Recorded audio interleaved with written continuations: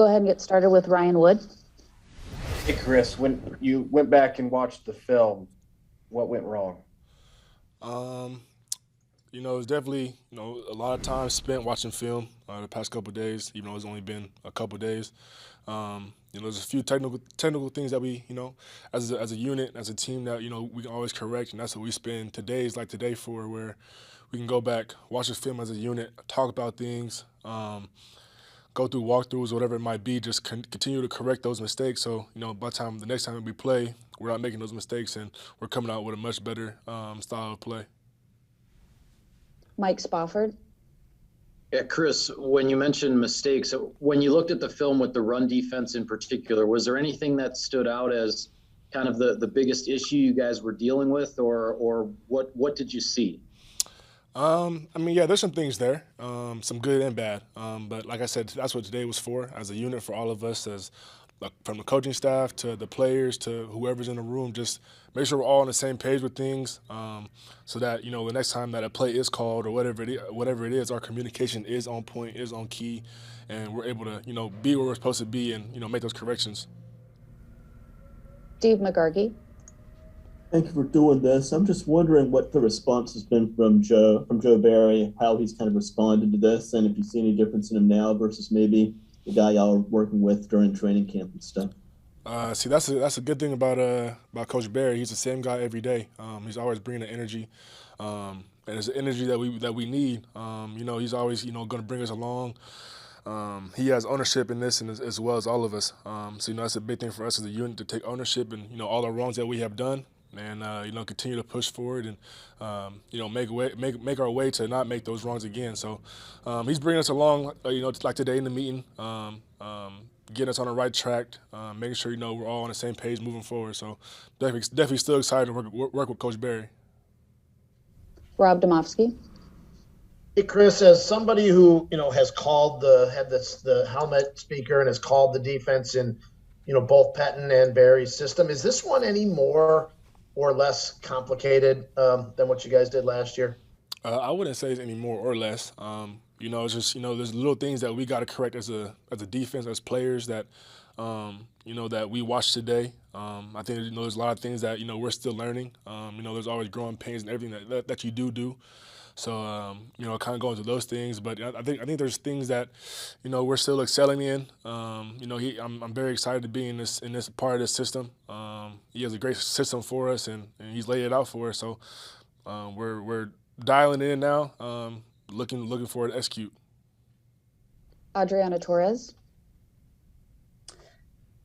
For you guys, is there anyone in the defense that has been vocal since the loss? And then just what's the overall mood to make sure that you guys get back on track? Since the game was over, in the locker room, there's a lot of guys that spoke up and said their piece, as far as what it was and how we felt about the game, from the time the game ended to even till now. But now that we watch film, we see what it is, and we're able to move forward from it now, put it behind us, and still have it on memory, but we can't dwell on it. So I'm excited to push forward with this unit. There's a lot of great leaders on this team, a lot of great players. So there's some good things ahead of us for sure. Mike Clemens. Hi, Chris. Coach LaFleur brought up one play yesterday in the middle of the second quarter, that long drive that they had, and 4th and 7. They flipped a little screen pass to 83 to your left side. After the game, Sean Payton said he watched Rams defense tape last year, and he thought in that situation you'd be in zone, and that's why he ran a screen. What happened on that play? I can't give you a word for word as far as what happened as a defense. I wasn't on the field during that play. There's a lot of things that might have went down as far as maybe eyes, maybe whatever it might have been. But there was a play call that was set. So there's things that we gotta move forward, watching the film, learn from, be able to, take it into account, looking for those keys, looking for those things that will get us in the right position to make those plays. There was nothing against the call that was the reason we got the first down. It's just, there's things that we got to learn from and, fix those little mistakes and keep moving forward. Thanks. Mm-hmm. Bill Huber. Hey, Chris, are you looking forward to seeing Jamaal on Sunday or on Monday? And what did you see from him on Sunday if you've watched Detroit's game yet? Yeah, I mean, I'm definitely excited to see him again. Just that energy that he brings. You know, he's a good guy, good athlete, a good player. So, someone that we're excited to face. We know what he brings, and you know, watching his game, he's definitely elevated his game a little bit. So, you know, we'll game plan for it. Excited to play him on Monday night, bring him back into Lambeau, and then you know, we'll see where things go.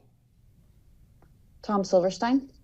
Hey, Chris, last year in the opener, you had a pretty big play behind the line of scrimmage against the Vikings. And then, you know, Stokes had a pretty nice play cutting across. What does that do for you as a rookie? And then what are the challenges after, you know, game one?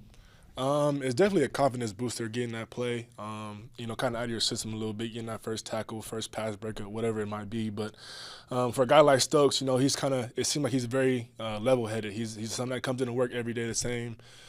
He's always, you know, talking to Ja, talking to, you know, Kevin, just trying to learn as much as he can about this game. So that's a player that's, you know, I'm very excited to play with. He has a lot of tangible assets that, you know, are off the chart. So, you know, he's making some good things for good plays for us, and it'll be some more good plays to come. Ryan Wood.